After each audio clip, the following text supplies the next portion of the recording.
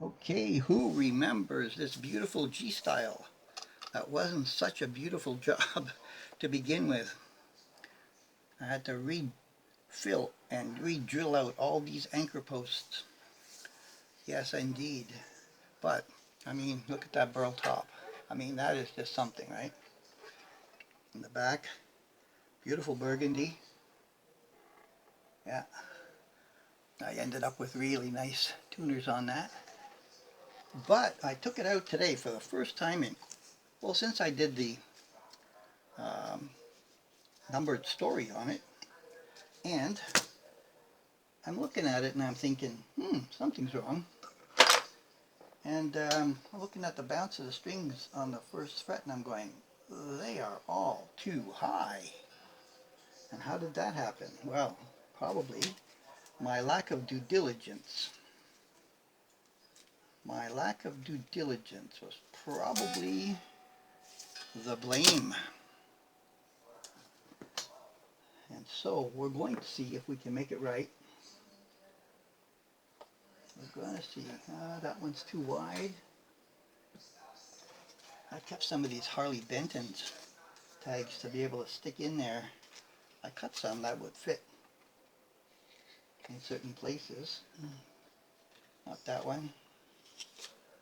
Not that one. Not that one. Maybe I got rid of the one that I cut.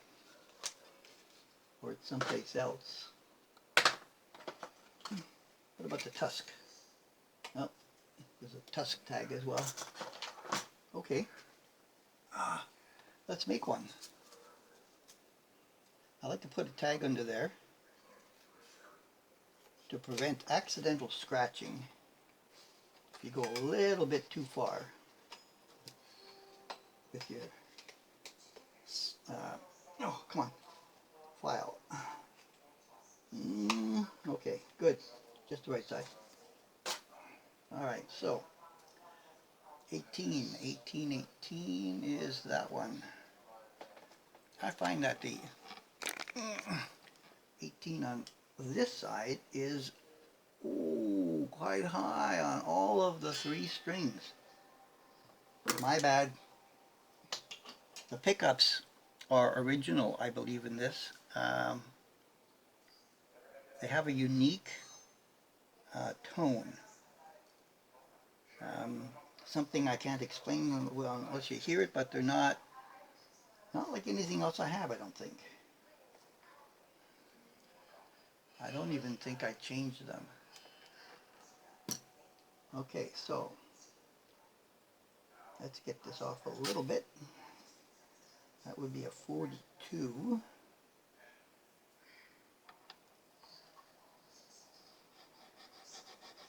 It's a bone nut.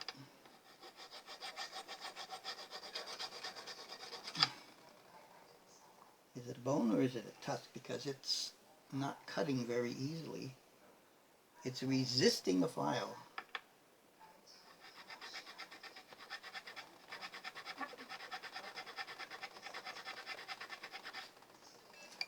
Okay, that side is a little bit sharper. And the file goes from the tip to about there. And then usually you never get to back here when you're using it forward because, I mean, that's just too far back, right? Unless you're cutting a nut on a vise.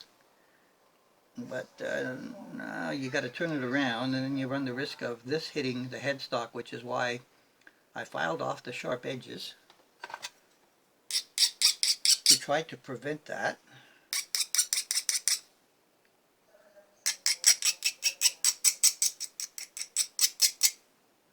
From making scratches on the headstock, because sometimes I really need the sharper edge. These things wear out. I mean, they're like 25 bucks a piece here in Canada, these Japanese made in Japan. And they wear out pretty fast.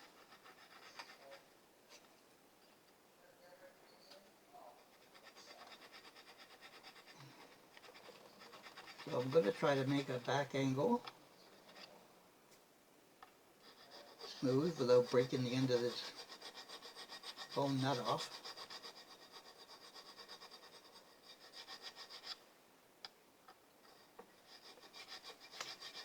which has happened to me. I've pulled it and I've nicked the side and off it goes. Bone can be very brittle. Okay, so we need to have the tuner in, so we get tension back up.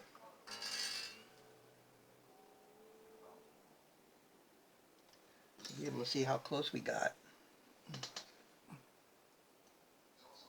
More. I can tell just by the bounce.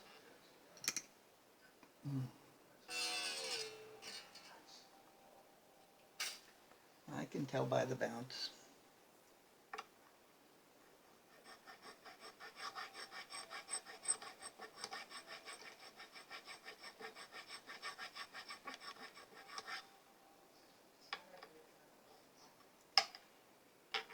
Come on. Having trouble holding. I also found a couple of rough spots here. A little bit of sprout has happened. I'm going to take care of that as well. And then we're going to go and play it again. This pickup is below the cover here, the trim ring. Is that metal? No, plastic. It's way down. And I think it's because it was over warm. I'll have to see about adjustment.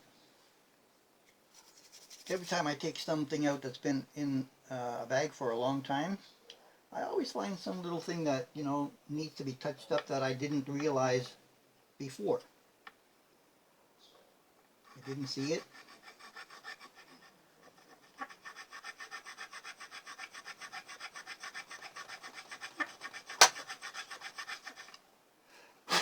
Okay, bone dust.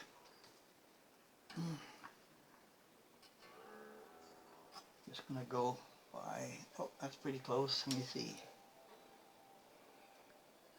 Yeah, that's very close. Not much more. Keep the dust out of the threads.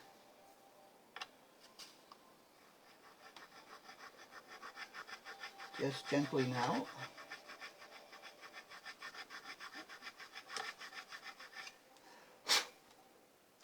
Just gently now. Oh yeah, I'm thinking that's pretty good. Yes. Right on. Right on. Okay. Did I get it up to E? Yep. Okay. Now we're just going to move that one up to the other one, and that's going to go from a 42 to the 36. The TV's on upstairs. I hope it's not too distracting. When I came down, I didn't know I was going to stay down.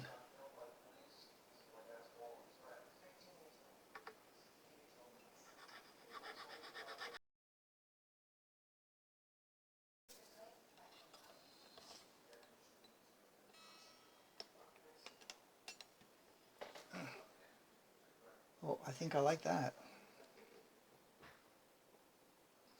Yep. I think I like that. Okay. Let's get her tuned up and listen to the tone at the amp. Okay. And here we are on the bridge full up. Oh, it's so nice to be able to figure those open chords.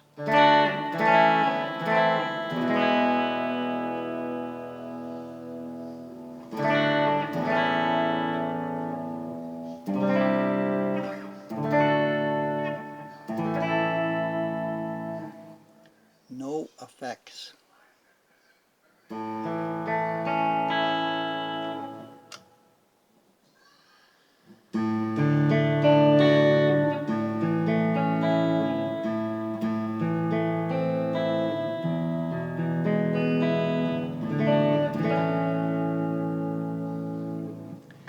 that's why I had the bass side so low.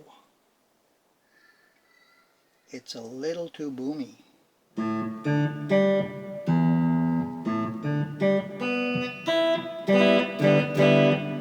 Treble side is fine.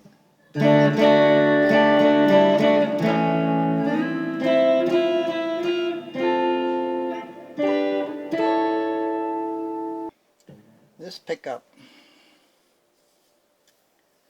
I can put a filter in it to change the resonant point, to take some of that low end off, move it more this way, and so the mid-range comes up a little bit better. Alrighty, in the background I've done some work. I realized by looking at an old video that I took off the black speed knobs that were on this and put on these dark gold and black top hats. I think they have speed knobs that look like this, and just lately I changed top hats for speed knobs, and this was back in 2022 when I first got this. I went from speed knobs to top hats. And I find that, yes, the top hats are harder to use because the pots are very taut, very nice and tight pots. Yeah, your finger slips on them. So, back to the neck pickup. It's now even with the ring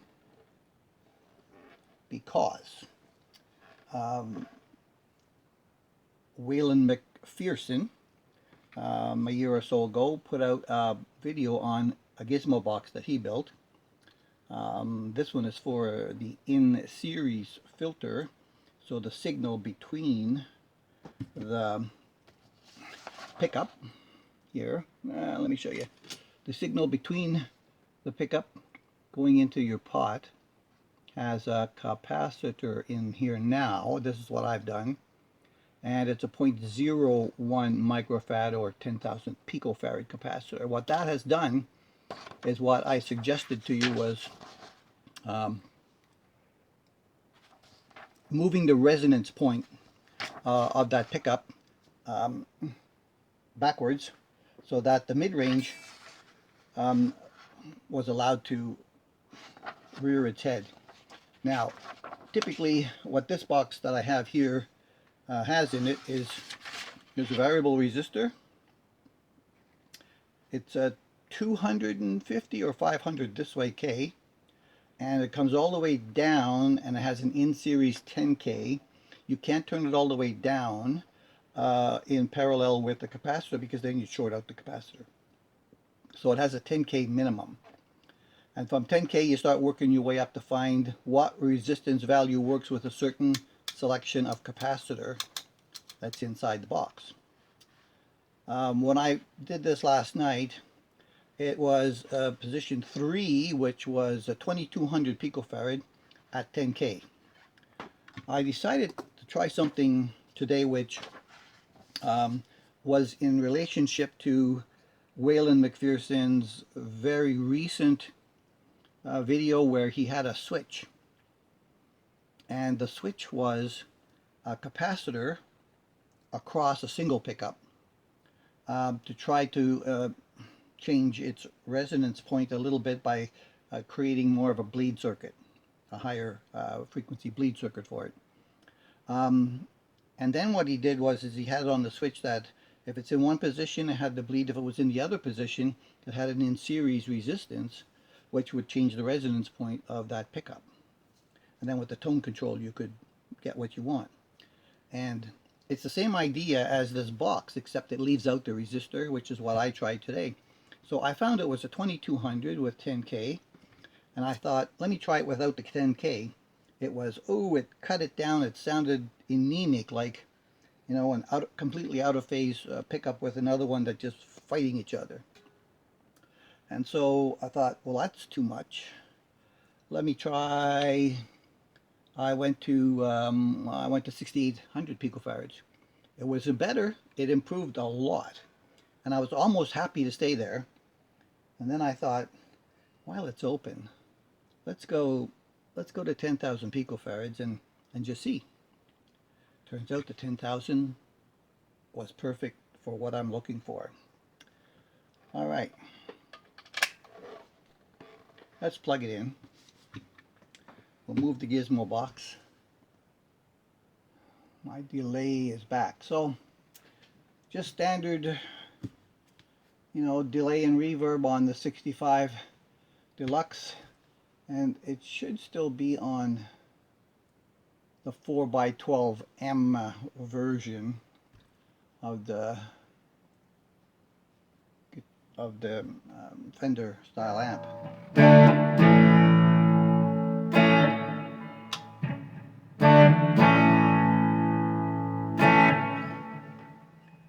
With a boost, it's gonna just boost, nothing else.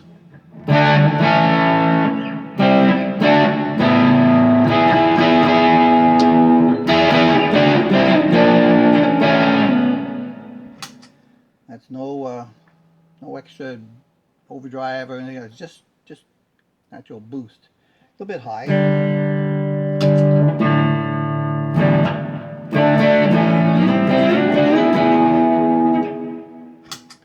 Just my band controller, just with the volume boost. So this guitar reminds me of something that it should be a little something like a Latin groove. This reminds me of something like it should have a little bit of a Latin groove to it. Let's put on the compressor.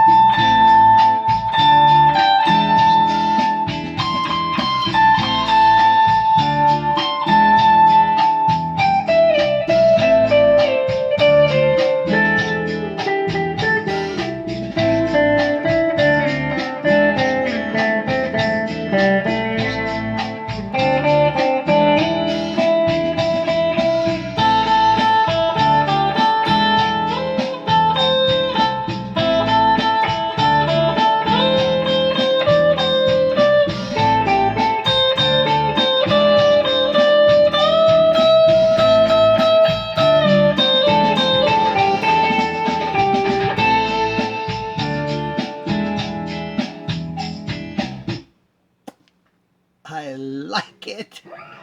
I like it, I like it, I like it.